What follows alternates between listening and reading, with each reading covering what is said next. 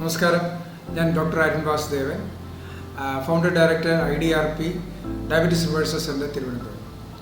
അപ്പോൾ ഇന്നത്തെ നമ്മുടെ ടോപ്പിക്ക് നമ്മുടെ സമൂഹത്തിൽ ഏറ്റവും കൂടുതൽ ഇപ്പോൾ അലട്ടുന്ന ഒരു ആരോഗ്യ പ്രശ്നം എന്ന് പറയുന്നത് ഈ ഓട്ടോ ഇമ്മ്യൂൺ ഡിസീസസ് എന്ന് പറയും.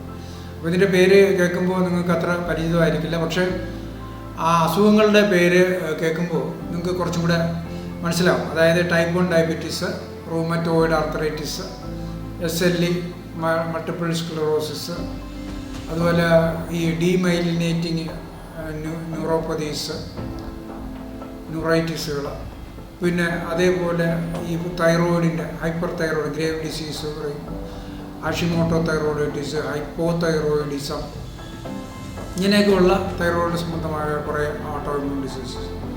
ഇങ്ങനെ 80ഓളം ഇറിറ്റബിൾ ബവൽ സിൻഡ്രോം ഒക്കെ, വളരെ ക്രോൺസ് ഡിസീസ്, ഇതെല്ലാം വളരെ നമ്മുടെ സമൂഹത്തിൽ വളരെ കോമൺ ആയിട്ട് കണ്ടുവരുന്ന ഓട്ടോ ഇമ്മ്യൂൺ ഡിസീസ്. 80ഓളം ഓട്ടോ ഇമ്മ്യൂൺ ഡിസീസുകൾ ഇപ്പോൾ തന്നെ നിലവിൽ നമ്മൾ ഐഡൻറ്റിഫൈ ചെയ്തിട്ടുണ്ട്. അപ്പോൾ ഇത് എന്തുകൊണ്ടാണ് നമ്മുടെ കേരളത്തിൽ ഇത്ര അധികം വരുന്നതെന്ന് നമുക്ക് പരിശോധിക്കാം. അപ്പോൾ ഇതിൽ ധാരാളം ഇതിനെക്കുറിച്ചുള്ള പഠനങ്ങൾ വളരെ വലിയ മെഡിക്കൽ യൂണിവേഴ്സിറ്റികളിലും മറ്റുമൊക്കെ ആയിട്ട് നടന്നിട്ടുണ്ട്. അപ്പോൾ അവർ പറയുന്ന പ്രധാനപ്പെട്ട കാര്യങ്ങളിൽ 1-2 കാര്യങ്ങൾ പറയാം. കാരണം ആ കാര്യങ്ങൾ നമ്മൾ ശ്രദ്ധിച്ചു കഴിഞ്ഞാൽ നമുക്ക് ഈ ഓട്ടോ ഇമ്മ്യൂൺ ഡിസീസ് വരാതെ പ്രിവെൻറ്റ് ചെയ്യാനും തുടക്കത്തിലൊക്കെ ആണെങ്കിൽ നമുക്കതിനെ റിവേഴ്സ് ചെയ്യാനും സാധിക്കും. അപ്പോൾ ഓട്ടോ ഇമ്മ്യൂൺ ഡിസീസ് നമ്മൾ പൊതുവേ ഇത്രയും വേഴ്സ് ആവാനുള്ള കാര്യം എന്താണെന്ന് വെച്ച് കഴിഞ്ഞാൽ, ഇത് നമ്മൾ തുടക്കത്തിൽ അതിൻ്റെ രോഗലക്ഷണങ്ങളെ ട്രീറ്റ് ചെയ്യുന്നത് കൊണ്ടാണ്. അതായത് വേദന വന്നാൽ, മരവിപ്പ് വന്നാൽ, അല്ലെങ്കിൽ അസ്വസ്ഥത വന്നാൽ അതിൻ്റെ രോഗലക്ഷണങ്ങൾക്കുള്ള ന്യൂറോ ട്രാൻസ്മിറ്റർ ഇൻഹിബിറ്റേഴ്സോ അല്ലെങ്കിൽ പെയിൻ കില്ലേഴ്സോ പലതരത്തിലുള്ളതോ അങ്ങനെയൊക്കെ ഉള്ള കുറേ മരുന്നുകൾ, അല്ലെങ്കിൽ NSAID ഗ്രൂപ്പിലുള്ള മരുന്നുകൾ, ഇങ്ങനെ ഒരുപാട് മരുന്നുകളുണ്ട്. അപ്പോൾ താൽക്കാലിക ആശ്വാസം കൊടുക്കുന്ന മരുന്നുകൾ ഉപയോഗിക്കുക, അങ്ങനെ രോഗം നീട്ടിക്കൊണ്ടുപോകും. അപ്പോൾ അതാണ് ഈ രോഗങ്ങൾ കടുക്കാനും നമ്മുടെ ആന്തരിക അവയവങ്ങളെ ബാധിക്കാനും പിന്നീട് നമ്മൾ നരകിച്ച് മരിക്കാനുമുള്ള സാധ്യത വരുന്നത് അതുകൊണ്ടാണ്. അപ്പോൾ നമ്മൾ ഇതിന് തൊട്ട് പുറകെ ഒന്ന് നോക്കാം, ഇത് എന്തുകൊണ്ട് വരുന്നു. അപ്പം ഈ ശാസ്ത്രജ്ഞന്മാർ പറയുന്ന കാര്യം ഇതാണ്, അതായത് സ്ട്രെസ്സ് കൊണ്ടാണ് ഇത് വരുന്നത്. അപ്പോൾ എന്ത് സ്ട്രെസ്സാണ്? അപ്പോൾ ഇന്നത്തെ നമ്മുടെ ജീവിത രീതികളൊക്കെ വെച്ചിട്ട് നമ്മൾ ഒരു 10-75 കൊല്ലം മുമ്പുണ്ടായിരുന്ന ജീവിത രീതിയൊന്നും അല്ല നമ്മളിപ്പോഴും. ടെക്നോളജി അഡ്വാൻസ് ചെയ്തു. അത് മാത്രമല്ല, ടെക്നോളജി മാത്രമല്ല, നമ്മളുടെ ജീവിതത്തെ കാണുന്ന കാഴ്ചപ്പാട്. ഇപ്പോൾ പണ്ടൊക്കെ നമ്മൾ കൂട്ടുകുടുംബങ്ങളിൽ ജീവിച്ചിട്ട് ഇന്ന് അത് സാധ്യമല്ല. ഇന്ന് ഭാര്യയും ഭർത്താവും ഒരു കൊച്ചും മാത്രം ജീവിച്ചാൽ അവിടെയും വിഘടനമാണ്. അപ്പം ആർക്കും ആരെയും അക്സെപ്റ്റ് ചെയ്യാൻ പറ്റാത്ത ഒരു മാനസികാവസ്ഥയിലേക്ക് നമ്മൾ പോയിരിക്കുക. പണ്ട് നമ്മൾ ഒരു വലിയ കുടുംബം 5, 6, 7, 8 ഫാമിലികളുള്ള ഒരു വീട്ടിൽ കഴിഞ്ഞു. അപ്പോൾ അവർക്ക് അങ്ങോട്ടും ഇങ്ങോട്ടും അക്സെപ്റ്റ് ചെയ്യാൻ കഴിഞ്ഞിരുന്നതാണ്. ഓരോരുത്തരുടെയും ബുദ്ധിമുട്ടുകളും ഓരോരുത്തരുടെയും വീക്ക്നെസ്സുകളും ഓരോരുത്തരുടെയും കഴിവുകളെയും നമുക്ക് അക്സെപ്റ്റ് ചെയ്യാൻ കഴിഞ്ഞു. ഇന്ന് ഒരാൾക്ക് മറ്റൊരാളോട് അസൂയയും കുശുമ്പും, അവനെ തോൽപ്പിക്കണം, കോമ്പറ്റീഷൻ ഡെവലപ്പ് ചെയ്ത് കഴിഞ്ഞു. അത് വന്ന് വിഘടിച്ച് ഭാര്യയും ഭർത്താവും പോലും വിഘടിച്ച് നിൽക്കുക, കോമ്പറ്റീഷനാണ്. അങ്ങനെ ഒരു മാനസിക അവസ്ഥയിലേക്ക് നമ്മൾ എത്തിപ്പെട്ടിരിക്കും. ഇതിൽ നിന്ന് എന്തെങ്കിലും രക്ഷയുണ്ടോ? ഇത്തരം മാരാ രോഗങ്ങളിലേക്ക് ഓട്ടോ ഇമ്മ്യൂൺ ഡിസീസ് എന്ന് പറയുന്നത് ക്യൂർ ഇല്ല എന്നാണ് ആധുനിക വൈദ്യശാസ്ത്രം പറയുന്നത്. അങ്ങനെയാണെങ്കിൽ നമുക്കിതിൽ നിന്ന് എങ്ങനെ രക്ഷ നേടാം? തുടക്കത്തിൽ ഇത് എങ്ങനെ കണ്ടുപിടിക്കാം? അപ്പോൾ ഇതിൽ നിങ്ങൾ പ്രധാനമായിട്ട് ചെയ്യേണ്ടത് ഒറ്റ കാര്യം മാത്രം, സ്ട്രെസ്സ് കുറയ്ക്കുക. അതാണ് ഇതിൻ്റെ ഏറ്റവും മൂല കാരണമായിട്ട് ആധുനിക ശാസ്ത്രം പറയുന്നത്. അപ്പോൾ എങ്ങനെയാണ് നമുക്ക് സ്ട്രെസ്സ് കുറയ്ക്കുന്നത്? ഇന്നത്തെ ലോകത്ത് എങ്ങനെ സ്ട്രെസ്സ് കുറയ്ക്കാൻ പറ്റും? അപ്പോൾ ഇതിന് നമ്മൾ സ്ട്രെസ് മാനേജ്മെൻറ്റ് ചെയ്യുന്ന സ്ഥലങ്ങളുണ്ട്, ധാരാളമുണ്ട്. അതോടൊപ്പം നിങ്ങളുടെ അസുഖത്തെ ഐഡൻറ്റിഫൈ ചെയ്യാനും ആ ഗ്രന്ഥികൾക്ക് ഉണ്ടായ പ്രശ്നങ്ങൾ അല്ലെങ്കിൽ ആ ശരീരത്തിലുണ്ടായ വ്യതിയാനങ്ങളെ ഡയറ്റിലൂടെയും എക്സസൈസിലൂടെയും പിന്നെ ഇതര ചികിത്സാ രീതികൾ, ഇപ്പോൾ അക്യുപഞ്ചർ പോലുള്ള ചില സിഗ്നൽസ് ചേഞ്ച് ചെയ്യുന്ന ചികിത്സാ രീതികളിലൂടെയും തുടക്കത്തിലാണെങ്കിൽ, അതായത് ഒരു ഘട്ടത്തിനിപ്പുറം ആണെങ്കിൽ നമുക്കത് റിവേഴ്സ് ചെയ്യാനും അത് കൂടുതൽ മോശം അവസ്ഥയിലേക്ക് പോകുന്നതിൽ നിന്ന് പ്രിവെൻറ്റ് ചെയ്യാനും സാധിക്കും. ഇതെല്ലാ രോഗങ്ങളും. അപ്പോൾ അതിനുള്ള ടെക്നിക്ക് എന്താണെന്ന് വെച്ച് കഴിഞ്ഞാൽ, ഇത് എന്തുകൊണ്ടാണ് ഇത് പറയാൻ കാര്യമെന്ന് വെച്ച് കഴിഞ്ഞാൽ, ഈ നമ്മളുടെ സ്ട്രെസ്സ് കൊണ്ടുണ്ടാകുന്ന രോഗങ്ങൾ, അതായത് സ്ട്രെസ്സ് കൊണ്ടുണ്ടാകുന്ന പ്രശ്നങ്ങൾ, ഈ സ്ട്രെസ്സ് എങ്ങനെ കൂടുന്നു, നമ്മുടെ ഉള്ളിൽ തന്നെ സിമ്പതറ്റിക് പാരസിമ്പതറ്റിക് നെർവസ് സിസ്റ്റം. അതിൽ ഈ സിമ്പതറ്റിക് നെർവസ് സിസ്റ്റം ഉണ്ടാക്കിയിരിക്കുന്നത് നമ്മളെ ഒരു ആപത്തിൽ നിന്ന് സംരക്ഷിക്കാൻ വേണ്ടിയിട്ടാണ്. പെട്ടെന്നൊരു ആപത്ത് വന്നു കഴിഞ്ഞാൽ പെട്ടെന്ന് സ്ട്രെസ്ഡായി നമ്മൾ ഓടി രക്ഷപ്പെടാനും ഊർജ്ജം പെട്ടെന്ന് ലഭിക്കാനും അങ്ങനെയൊക്കെ വേണ്ടിയിട്ട്. അപ്പം അങ്ങനെ വരുമ്പോഴും നമ്മുടെ ശരീരത്തിൽ കുറേ ചേഞ്ചസ് വരും. പക്ഷെ അത് സ്ഥായിയായ ചേഞ്ചസ് അല്ല, പെട്ടെന്ന് വന്ന് പെട്ടെന്ന് പോകണം. നമ്മൾ ആ ആപത്തിൽ നിന്ന് രക്ഷപ്പെട്ടു കഴിഞ്ഞാൽ പെട്ടെന്ന് നിൽക്കും. അതേപോലെ അല്ലെങ്കിൽ അപ്പം അത് കഴിഞ്ഞിട്ട് പിന്നെ വീണ്ടും അതേ അവസ്ഥ വീണ്ടും നിന്ന് കഴിഞ്ഞാലാണ് നമുക്ക് പലതരത്തിലുള്ള രോഗങ്ങളുണ്ടാകും. അപ്പോൾ അത് ആദ്യമായിട്ട് ഉണ്ടാക്കുന്നതെന്ന് പറയുന്നത് പ്രഷർ, കൊളസ്ട്രോള്, പിന്നെ നമ്മളുടെ ഗ്രന്ഥികളെ എഫക്റ്റ് ചെയ്യും, തൈറോയ്ഡ് ഗ്രന്ഥികളെ എഫക്റ്റ് ചെയ്യും, പിറ്റ്യൂട്ടറി ഗ്രന്ഥിയെ എഫക്റ്റ് ചെയ്യും. അതായത് നമ്മുടെ ഈ ഹൈപ്പോതലാമസ് പിറ്റ്യൂട്ടറി അഡ്രിനൽ എന്ന് പറഞ്ഞൊരു ആക്സിസ് ഉണ്ട്. ഈ ഗ്രന്ഥികൾ ഏറ്റവും പ്രധാനപ്പെട്ട ഗ്രന്ഥികളാണ്. ഈ ഗ്രന്ഥികളിലെ സിഗ്നൽ വഴി കണക്ട് ചെയ്യുന്ന ഒരു പാത്വേ ഉണ്ട്. അതിന് തകരാറ് വരുമ്പോൾ ഈ ഓട്ടോഇമ്മ്യൂൺ ഡിസീസ് വരും. അതേപോലെ സ്ട്രെസ്സ് കൂടിയാൽ, വേറെ ഒന്നും ചെയ്തില്ലെങ്കിലും സ്ട്രെസ്സ് കൂടിയാൽ നമ്മുടെ ഇൻഫ്ലമേഷൻ റേറ്റ്, ശരീരത്തിലെ ഇൻഫ്ലമേഷൻ ലെവൽ കൂടും. അത് ശരീരം മുഴുവൻ കത്തുന്ന അവസ്ഥയിലേക്കും, അത് നമ്മുടെ കോശങ്ങളെയെല്ലാം നശിപ്പിക്കും. നമ്മുടെ ഞരമ്പിൻ്റെ രോഗങ്ങൾ, ന്യൂറോൺസ് കത്തും, ഇൻഫ്ലംഡ് ആവും, നമ്മുടെ രക്തക്കുഴലുകൾ നശിക്കും, നമ്മുടെ പിന്നെ ഈ തൈറോയ്ഡിലുള്ള ഗ്രന്ഥികളിലുള്ള കോശങ്ങൾ കത്തി നശിക്കും, നമ്മളെ ന്യൂറോൺസ് നശിക്കും. അങ്ങനെ എല്ലാ കോശങ്ങളും ഒന്നൊന്നായി ഈ ഇൻഫ്ലമേഷൻ കൂടുന്നതനുസരിച്ച് നശിക്കും. അത് സ്ട്രെസ്സിൻ്റെ വേറൊരു സൈഡ് എഫക്റ്റാണ്. പിന്നെ നമ്മൾ സ്ട്രെസ്സ് വന്നിട്ട് സെക്കൻഡറി ആയിട്ട് വരുന്ന കാരണങ്ങളുണ്ട്. അപ്പോൾ സെക്കൻഡറി ആയിട്ട് വരുന്ന സ്ട്രെസ്സ് കൂടിക്കഴിഞ്ഞാൽ നമ്മൾ ഒരിടത്ത് മൂലയിൽ അടങ്ങിയിരിക്കും. അങ്ങനെ കൂടി ഡിപ്രഷനിലേക്ക് അത് വീണ്ടും മറ്റ് കോംപ്ലിക്കേഷൻസ് വരും. അതോടൊപ്പം ഓട്ടോഇമ്മ്യൂൺ ഡിസീസും ഡെവലപ്പ് ചെയ്യും. പിന്നെ സ്ട്രെസ്സ് കൂടുന്നതനുസരിച്ച് നമ്മൾ അമിതമായ ആഹാരം കഴിക്കുക, അത് ഒബേസിറ്റി ഉണ്ടാക്കും.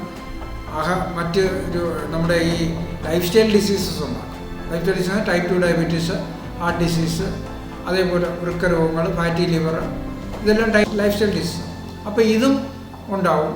അതോടൊപ്പം തന്നെ ഈ ഓട്ടോഇമ്മ്യൂൺ ഡിസീസും. അപ്പോൾ ഇതിൻ്റെ നമ്മൾ ഏറ്റവും കൂടുതൽ ഇന്നത്തെ ലോകത്ത് ശ്രദ്ധിക്കേണ്ടത് എങ്ങനെയെങ്കിലും സ്ട്രെസ്സ് കുറഞ്ഞ രീതിയിൽ ജീവിക്കുക.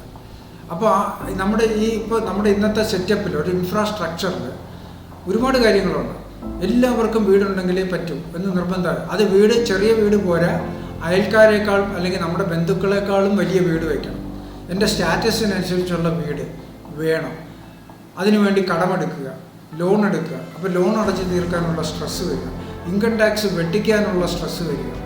ഇങ്ങനെ ഓരോന്നും നമ്മൾ ഇല്ലാത്തതുണ്ടെന്ന് കാണിക്കാൻ വേണ്ടിയിട്ടുള്ള സ്ട്രെസ്സ് വരിക. നമ്മുടെ ലിവിങ് ക്ലാസ് ഉയർത്താൻ വേണ്ടി നടത്തുന്ന സ്ട്രെസ്സുകൾ, ഇങ്ങനെ ധാരാളം ആവശ്യമില്ലാത്ത സ്ട്രെസ്സുകൾ നമ്മൾ വരുത്തി വയ്ക്കുകയാണ്. ഇതൊക്കെ ഒഴിവാക്കാവുന്നതേ ഉള്ളൂ. നമുക്ക് സിമ്പിളായിട്ട് ജീവിക്കാവുന്നതേ ഉള്ളൂ. എന്നാലും ഇവിടെ സുഖമായി ജീവിക്കാൻ പറ്റും. അത്യാവശ്യം കാര്യങ്ങൾ മാത്രം വേണ്ടി, അവനവന് വേണ്ടി ഒരു ചെറിയ 2 പേര് 3 പേരുള്ള കുടുംബമാണെങ്കിൽ അത്രയ്ക്ക് ചെറിയ വീട്.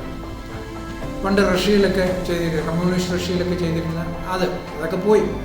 അപ്പോൾ അതേപോലെ ആളുകളുടെ എണ്ണം അനുസരിച്ച് വീടിൻ്റെ മുറികളുടെ എണ്ണം മതി. പിന്നെ അതേപോലെ നമുക്ക് മറ്റുള്ളവരെ കാണിക്കണ്ട. ഒരു കല്യാണം നടത്താനായിട്ട് നമ്മൾ ഈ പിന്നെ ആജീവാനന്ദം സ്വത്ത് സമ്പാദിച്ച് കളയേണ്ട കാര്യമൊന്നുമില്ല.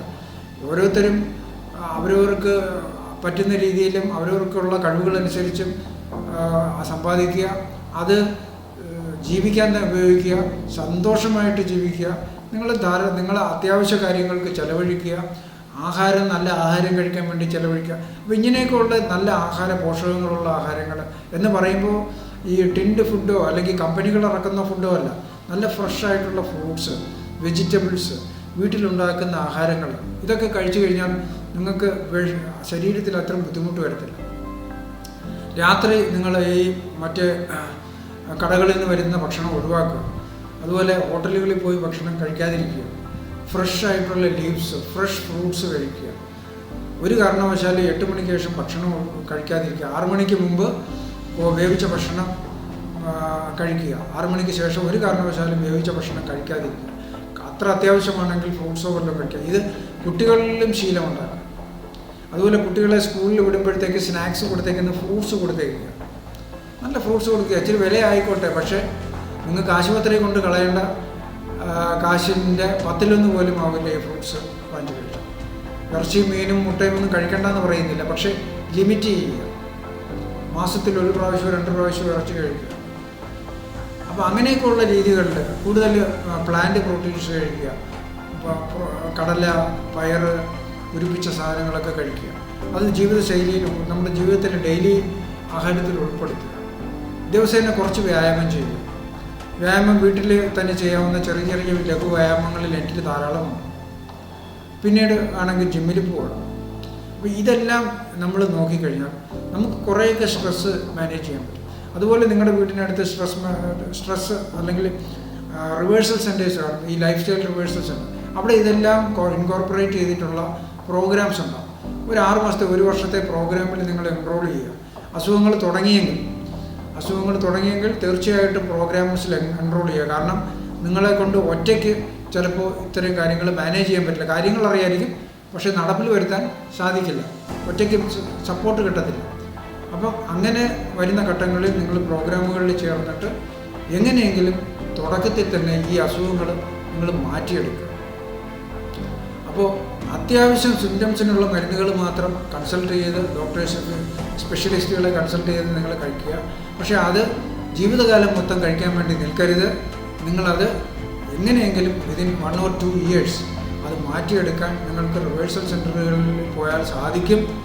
അവിടെ പോയി കഴിഞ്ഞാൽ ഞാൻ ഈ പറഞ്ഞ കാര്യങ്ങൾ ഉപയോഗിച്ച് വളരെ സിമ്പിളായിട്ട് തന്നെ നിങ്ങളുടെ ഈ പറഞ്ഞ ഓട്ടോ ഇമ്മ്യൂൺ ഡിസീസസ് പൂർണ്ണമായിട്ടും മാറ്റാനും നിങ്ങളുടെ ഒരു ക്രിപ്പിളിംഗ് ആയിട്ടുള്ള അവസ്ഥയിലേക്ക് പോയി വളരെ ദുരിതപൂർണമായ ഒരു മരണത്തിൽ പോകാതിരിക്കാനും ഇതിന് സഹായിക്കും. അതുകൊണ്ട് ഏറ്റവും നേരത്തെ ചെയ്യുന്നതാണ് ഏറ്റവും നല്ലത്.